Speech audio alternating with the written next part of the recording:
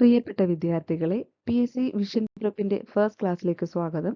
ഇന്ന് നമ്മൾ നോക്കാൻ പോകുന്നത് കേരളത്തിലേക്കുള്ള യൂറോപ്യന്മാരുടെ ആഗമനവും അതുമായി ബന്ധപ്പെട്ട ചോദ്യങ്ങളും ഉത്തരങ്ങളുമാണ്. വാസ്കോഡ ഗാമ കേരളത്തിലെത്തിയ വർഷം 1498. വാസ്കോഡ ഗാമ കേരളത്തിലെത്തിയ വർഷം 1498. കേരളത്തിലെത്തിയ ആദ്യ യൂറോപ്യൻ ആരാണ്? Vasco da Gama. കേരളത്തിലെത്തിയ ആദ്യ യൂറോപ്യനാണ് വാസ്കോഡ ഗാമ. വാസ്കോഡ ഗാമ ആദ്യം എത്തിയ സ്ഥലം കാപ്പാട്, കോഴിക്കോട് ജില്ലയിലെ കാപ്പാടാണ് വാസ്കോഡ ഗാമ ആദ്യം എത്തിയത്.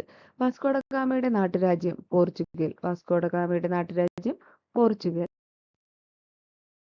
കേരളത്തിലെത്തിയ ആദ്യ യൂറോപ്യൻ ശക്തി പോർച്ചുഗീസ്. കേരളത്തിലെത്തിയ ആദ്യ യൂറോപ്യൻ ശക്തിയാണ് പോർച്ചുഗീസ്.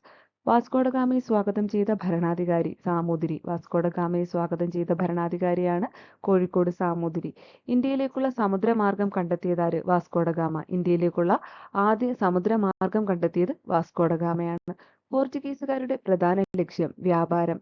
മസാല വ്യാപാരമായിരുന്നു പോർച്ചുഗീസുകാരുടെ പ്രധാന ലക്ഷ്യം. കേരളത്തിൽ ആദ്യ പോർച്ചുഗീസ് കോട്ട എവിടെ? കൊച്ചി. കേരളത്തിലെ ആദ്യ പോർച്ചുഗീസ് കോട്ട കൊച്ചിയിലായിരുന്നു. കൊച്ചിയിൽ കോട്ട നിർമ്മിച്ചത് ആര്? പോർച്ചുഗീസുകാർ. കൊച്ചിയിൽ കോട്ട നിർമ്മിച്ചത് പോർച്ചുഗീസുകാർ.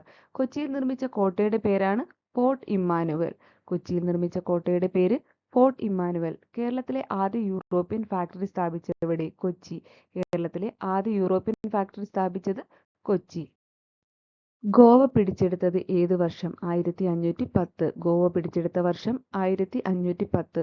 പോർച്ചുഗീസുകാരുടെ പ്രധാന കേന്ദ്രം ഗോവ. പോർച്ചുഗീസുകാരുടെ പ്രധാന കേന്ദ്രം ഗോവ. കേരളത്തിൽ പോർച്ചുഗീസുകാരുടെ എതിരാളികൾ ആരായിരുന്നു? അറബികൾ. കേരളത്തിലെ പോർച്ചുഗീസുകാരുടെ എതിരാളികൾ അറബികളായിരുന്നു. കാർട്ടാസ് സംവിധാനം ഏത് യൂറോപ്യൻ ശക്തിയുടേതാണ്? പോർച്ചുഗീസ്. കാർട്ടാസ് സംവിധാനം ഏത് യൂറോപ്യൻ ശക്തിയുടേതാണ്? പോർച്ചുഗീസ്. കാർട്ടാസ് എന്താണ്? കടൽ യാത്രാ അനുമതി പത്രം. കാർട്ടാസ് എന്നത് അന്നത്തെ കടൽ യാത്രാ അനുമതി പത്രമായിരുന്നു.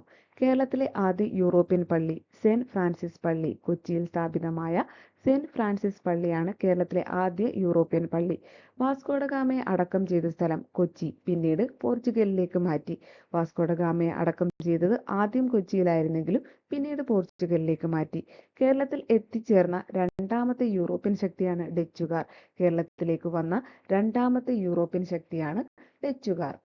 ഡച്ചുകാർ കേരളത്തിലെത്തിയ വർഷം 1602. ഡച്ചുകാർ കേരളത്തിലെത്തിയ വർഷം 1602. ഡച്ചുകാർ കൊച്ചി പിടിച്ചെടുത്തത് 1663. ഡച്ചുകാർ കൊച്ചി പിടിച്ചെടുത്ത വർഷം 1663.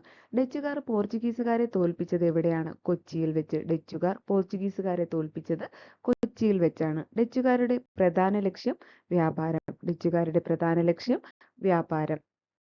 ഡച്ചുകാരുടെ പ്രധാന കേന്ദ്രം കേരളത്തിലേത്? കൊച്ചിയായിരുന്നു. ഡച്ചുകാരുടെ പ്രധാന കേന്ദ്രം കൊച്ചി. ഡച്ചുകാരുടെ പ്രശസ്ത ഗവർണർ വാൻ റീഡ്. ഡച്ചുകാരുടെ പ്രശസ്ത governor Van Rheede. Hortus Malabaricus എഴുതിയതാര്? Van Rheede. ഹോർത്തൂസ് മലബാറിക്കസ് എഴുതിയത് വാൻ റീഡ്. ഹോർത്തൂസ് മലബാറിക്കസ് എന്തിനെക്കുറിച്ചുള്ള ഗ്രന്ഥമാണ്? കേരളത്തിലെ സസ്യശാസ്ത്രത്തെക്കുറിച്ചുള്ള ഗ്രന്ഥമാണ് ഹോർത്തൂസ് മലബാറിക്കസ്.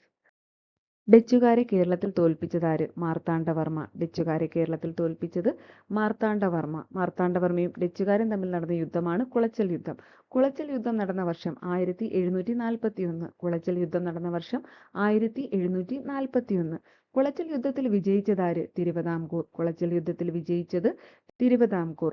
കുളച്ചൽ യുദ്ധത്തിന്റെ പ്രാധാന്യം. യൂറോപ്യന്മാരെ ഇന്ത്യയിൽ ആദ്യമായി തോൽപ്പിച്ച യുദ്ധമാണ് കുളച്ചൽ യുദ്ധം. കുളച്ചൽ യുദ്ധത്തിന്റെ പ്രാധാന്യം.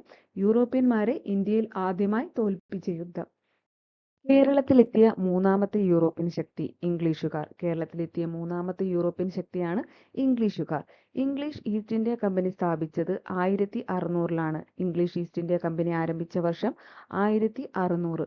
ഇംഗ്ലീഷുകാരുടെ പ്രധാന ലക്ഷ്യം വ്യാപാരം. ഇംഗ്ലീഷുകാരുടെയും പ്രധാന ലക്ഷ്യം വ്യാപാരമായിരുന്നു. ഇംഗ്ലീഷുകാർ കേരളത്തിൽ സ്ഥാപിച്ച കേന്ദ്രം അഞ്ചുതെങ്ങ്. ഇംഗ്ലീഷുകാർ കേരളത്തിൽ സ്ഥാപിച്ച കേന്ദ്രമാണ് അഞ്ചുതെങ്ങ്. അഞ്ചുതെങ്ങ് കോട്ട നിർമ്മിച്ചതാര്? ഇംഗ്ലീഷുകാർ. അഞ്ചുതെങ്ങ് കോട്ട നിർമ്മിച്ചത് ഇംഗ്ലീഷുകാർ. കേരളത്തിലെത്തിയ നാലാമത്തെ യൂറോപ്യൻ ശക്തിയാണ് ഫ്രഞ്ചുകാർ. കേരളത്തിലെത്തിയ നാലാമത്തെ യൂറോപ്യൻ ശക്തി ഫ്രഞ്ചുകാർ. ഫ്രഞ്ചുകാരുടെ കേരളത്തിൽ സ്ഥാപിച്ച കേന്ദ്രമാണ് മാഹി. ഫ്രഞ്ചുകാർ കേരളത്തിൽ സ്ഥാപിച്ച കേന്ദ്രം മാഹി. യൂറോപ്യന്മാരുടെ വരവ് കേരളത്തിൽ എന്ത് മാറ്റമുണ്ടാക്കി? വ്യാപാര വളർച്ച. യൂറോപ്യന്മാരുടെ വരവ് കേരളത്തിൽ ഉണ്ടാക്കിയ മാറ്റം വ്യാപാര വളർച്ചയാണ്. യൂറോപ്യന്മാർ കേരളത്തിൽ കൊണ്ടുവന്ന പുതിയ വിളകളാണ് കശുവണ്ടി, മുളക് തുടങ്ങിയവ. യൂറോപ്യന്മാർ കേരളത്തിൽ കൊണ്ടുവന്ന പുതിയ വിളകളാണ് കശുവണ്ടി, മുളക് തുടങ്ങിയവ. കേരളത്തിൽ ഏറ്റവും കൂടുതൽ സ്വാധീനം ചെലുത്തിയ യൂറോപ്യൻ ശക്തിയാണ് പോർച്ചുഗീസുകാർ. കേരളത്തിൽ ഏറ്റവും കൂടുതൽ സ്വാധീനം ചെലുത്തിയ യൂറോപ്യൻ ശക്തിയാണ് പോർച്ചുഗീസുകാർ. യൂറോപ്യന്മാരുടെ വരവ് ഇന്ത്യൻ ചരിത്രത്തിൽ എന്താണ് സൂചിപ്പിക്കുന്നത്? സമുദ്ര വ്യാപാരത്തിന്റെ തുടക്കം. യൂറോപ്യന്മാരുടെ വരവ് ഇന്ത്യൻ ചരിത്രത്തിൽ സൂചിപ്പിക്കുന്നത് സമുദ്ര വ്യാപാരത്തിന്റെ തുടക്കമാണ്.